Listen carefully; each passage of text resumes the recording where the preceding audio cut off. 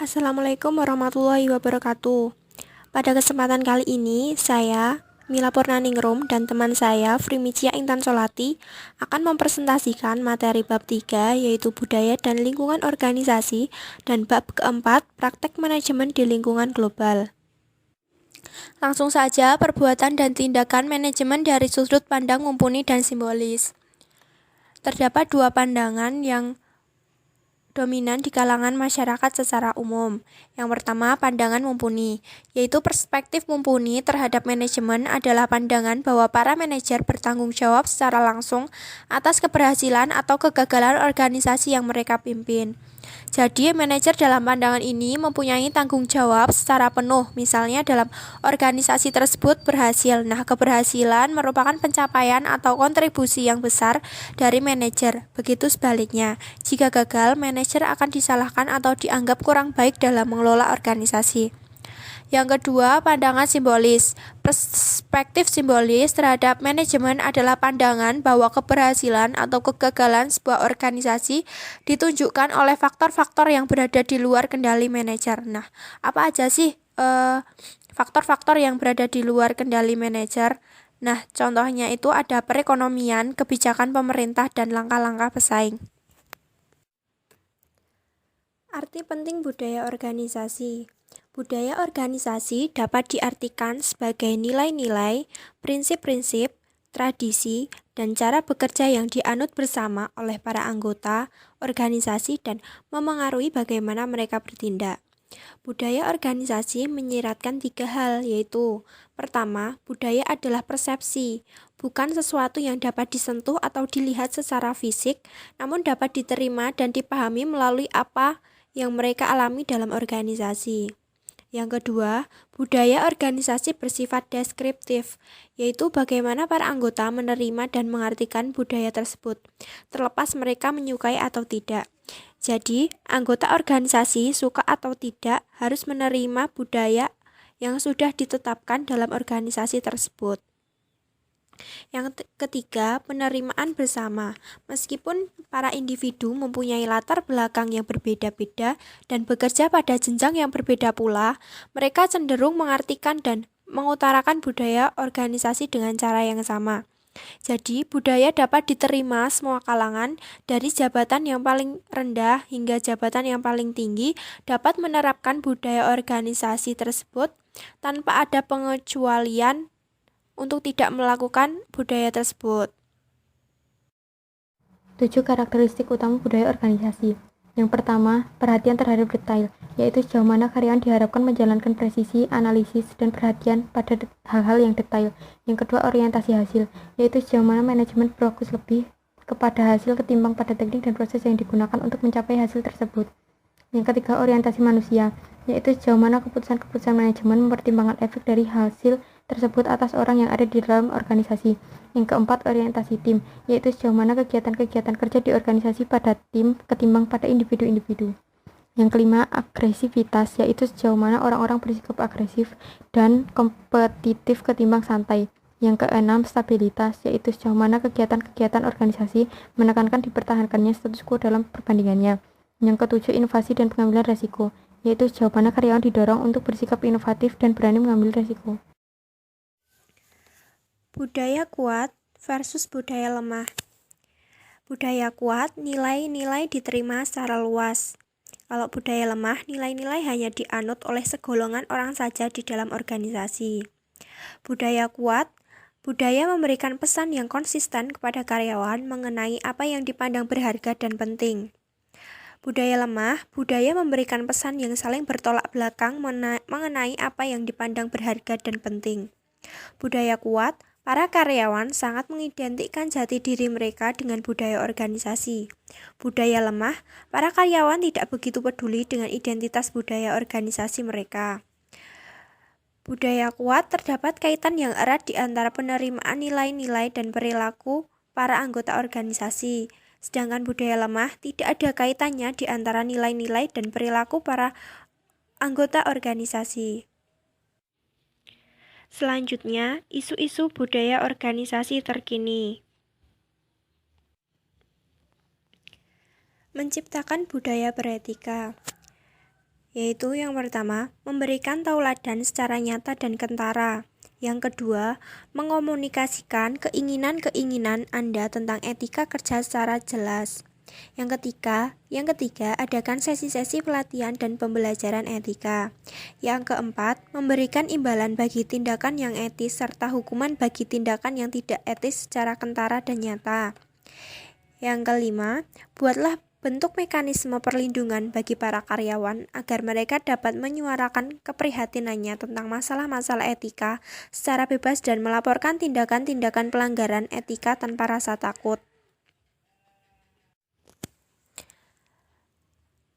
Yang kedua, menciptakan budaya inovatif. Apa ciri-ciri budaya inovatif? Menurut seorang peneliti manajemen Swedia, Goran Ekvall, budaya inovatif memiliki ciri-ciri sebagai berikut. Yang pertama, tantangan dan keterlibatan. Apakah karyawan tertantang dan termotivasi serta terlibat dalam berbagai kegiatan organisasi? Yang kedua, kebebasan. Dapatkah karyawan mendefinisikan pekerjaannya, berpendapat secara bebas dan mengambil inisiatif dalam kegiatan? Yang ketiga, kepercayaan. Apakah karyawan mempunyai sikap saling mendukung dan percaya terhadap anggota lainnya? Yang keempat, waktu. Apakah karyawan diberi cukup waktu untuk menggali ide-ide sebelum mengambil tindakan? Yang kelima, keceriaan atau humor. Apakah tempat kerja bersifat ceria dan menyenangkan? Yang keenam, penyelesaian konflik. Apakah karyawan dalam pengambilan keputusan mendahulukan organisasi atau kepentingan pribadi? Silang pendapat. Apakah para karyawan boleh mengutarakan pendapat pribadinya dan mengusulkan gagasan untuk dipertimbangkan? Yang ketiga, menciptakan budaya berorientasi pelanggan. Berikut ciri-ciri budaya yang berorientasi pelanggan dan beberapa saran untuk membantu manajer menciptakan budaya semacam ini. Karakter budaya yang berorientasi pelanggan. Yang pertama, tipe karyawan. Saran bagi para manajer. Pekerjakan orang-orang dengan berbagai kepribadian dan sifat yang sejalan dengan paradigma pelayanan.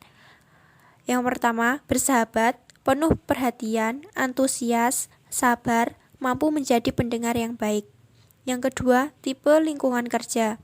Rancanglah skema pekerjaan yang memberikan kebebasan seluas mungkin bagi karyawan untuk memuaskan pelanggan. Yang ketiga, pemberdayaan. Berikan kewenangan untuk mengambil keputusan harian menyangkut hal-hal yang terkait pekerjaan hariannya. Selanjutnya, kejelasan peran. Minimalkan ketidakjelasan tentang apa yang boleh dan tidak boleh dilakukan oleh para karyawan yang berkecimpung langsung dalam pelayanan pelanggan. Selanjutnya, keinginan yang tak pernah padam. Untuk memberikan kepuasan dan kesenangan pada pelanggan, pertegas komitmen organisasi untuk selalu bersedia melakukan apapun yang diperlukan, meski hal itu berada di luar ruang lingkup normal pekerjaan sang karyawan. Yang keempat, menciptakan budaya yang mendukung kebinekaan. Organisasi masa kini oleh kebinekaan tenaga kerja didirikan dengan memperkerjakan orang-orang dengan latar belakang heterogen, yaitu ras, etnik, usia, jenis kelamin. Nah, para manajer harus merenungkan dalam-dalam apakah budaya organisasinya benar-benar dapat mengayomi keberaneka-ragaman pandangan, ketimbang hanya terpaku pada gagasan homogen saja. Nah, pada masa sekarang ini, kebinekaan bukan hanya karena kewajiban hukum saja, namun sebuah organisasi menyadari bahwa budaya yang mendukung kebinekaan akan memberikan dampak positif, contohnya mendorong atau melahirkan solusi dari masalah yang kreatif dan meningkatkan moral karyawannya. Yang kelima, spiritualitas dan budaya organisasi. Sebuah fitur budaya organisasi yang bertujuan untuk menumbuh kembangkan kesadaran akan makna hidup dengan menjalankan pekerjaan yang bermanfaat bagi komunitas. Organisasi yang diawali dengan spiritual mengakui bahwa setiap orang memiliki pikiran dan jiwa, berusaha menemukan makna dan tujuan dari pekerjaan yang ia lakukan, serta berkeinginan untuk menjalin hubungan dengan manusia lainnya dan menjadi bagian dari masyarakat. Fitur-fitur lingkungan bisnis. Lingkungan spesifik meliputi kekuatan eksternal yang secara langsung mempengaruhi keputusan dan tindakan para manajer, dan secara langsung relevan dengan pencapaian sasaran organisasi. Lingkungan umum atau lingkungan generik meliputi kondisi-kondisi ekonomi, politik atau hukum sosial budaya, demokratis, teknologi, dan global secara luas. Meskipun faktor-faktor eksternal ini tidak begitu mempengaruhi organisasi, seperti hanya lingkungan spesifik, para manajer tetap harus memperhitungkan faktor-faktor tersebut dalam menjalankan fungsi perencanaan, penataan, kepemimpinan, dan pengendalian. Bab 4. Praktik manajemen di lingkungan global. Parokialisme adalah cara pandang terhadap dunia semata-mata melalui pandangan dan perspektif diri sendiri, dan tidak menyadari bahwa orang lain memiliki cara hidup dan bekerja yang berbeda-beda. Ada 3 kemungkinan sikap global. Yang pertama, pandangan etnosentris. Pandangan etnosentris merupakan keyakinan parokialisme bahwa pendekatan dan praktik kerja terbaik adalah yang dimiliki oleh negara asal atau negara sendiri atas home country atau negara di mana kantor-kantor utama milik perusahaan berada. Para manajer yang berpandangan etnosentris meyakini bahwa orang-orang di negara lain tidak memiliki kemampuan, keahlian, pengetahuan, atau pengalaman yang dibutuhkan untuk membuat keputusan bisnis terbaik. Yang kedua, pandangan polisentris. Pandangan polisentris memandang bahwa para karyawan di negara tuan rumah atau host country atau negara lain di mana organisasi menjalankan bisnis mengetahui pendekatan dan praktik kerja terbaik untuk menjalankan bisnis di negara tersebut. Para manajer berpandangan polisentris menganggap bahwa semua operasi luar negeri bersifat berbeda dan sulit dipahami, maka mereka cenderung mempersilahkan para karyawan di negara tuan rumah menyimpulkan cara terbaik perusahaan beroperasi. Yang ketiga, pandangan geosentris. Pandangan geosentris merupakan sebuah pandangan berorientasi dunia yang berfokus untuk menggunakan pendekatan dan orang terbaik dari seantero dunia. Para manajer yang berpandangan geosentris memiliki wawasan global dan mencari pendekatan dan orang terbaik tanpa memandang asal negaranya. Pandangan geosentris menuntut dihapuskannya pandangan parokial dan dikembangkannya pemahaman mengenai perbedaan antar kebudayaan. Inilah pendekatan yang dibutuhkan para manajer sukses dalam lingkungan global masa kini. Persekutuan Perdagangan Regional dan WTO. Kompetisi global dahulu dipandang sebagai perseteruan antar negara, Amerika Serikat versus Jepang, Perancis versus Jerman, Meksiko versus Kanada, dan lain-lain. Kini kompetisi global dibentuk oleh perjanjian-perjanjian perdagangan regional, antara lain Uni Eropa, NAFTA, ASEAN, dan lain-lain. Yang pertama, Uni Eropa atau EU adalah persekutuan ekonomi dan politik dari 27 negara demokratis di Eropa. EU dibentuk pada tahun 1992. Motivasi utamanya adalah memantapkan kembali posisi ekonomi wilayah ini terhadap Amerika Serikat dan Jepang. Langkah berikutnya menuju unifikasi terjadi ketika 15 negara anggota EU mengadopsi mata uang bersama euro. Yang kedua, North American Free Trade Agreement atau NAFTA adalah perjanjian antara pemerintah Meksiko, Kanada, dan Amerika Serikat yang telah mengeliminasi halangan-halangan dagang seperti pajak impor dan ekspor. Yang ketiga, Association of Southeast Asian Nations atau ASEAN adalah aliansi perdagangan dari 10 negara Asia Tenggara. Wilayah yang bertumbuh pesat membuat ASEAN semakin penting, yaitu sebagai aliansi ekonomi dan politik regional yang pengaruhnya mungkin akan menyaingi pengaruh NAFTA dan EU. World Trade Organization atau WTO. WTO adalah satu-satunya organisasi global yang berwenang terkait peraturan dagang antar negara. Keanggotaannya mencakup 153 negara. Tercatat pada 23 Juli 2008. Tujuan WTO adalah menolong negara-negara untuk menjalankan perdagangan melalui sebuah sistem aturan dagang.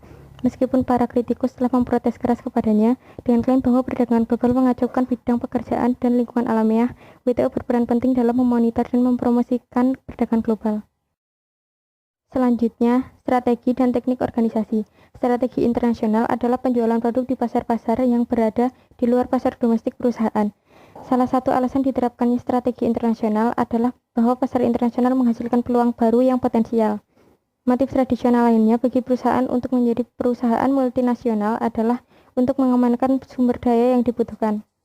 Dengan motivasi tradisional dan motivasi yang terus berkembang untuk merambah pasar internasional, perusahaan dapat mencapai 4 manfaat dari diversifikasi internasional. Yang pertama, meningkatkan ukuran pasar.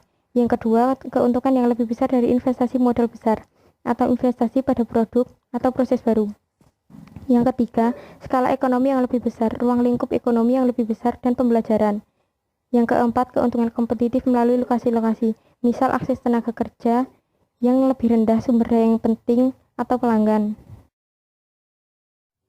Selanjutnya, relevansi lingkungan politik, ekonomi, dan kebudayaan dalam bisnis global. Yang pertama, lingkungan politik.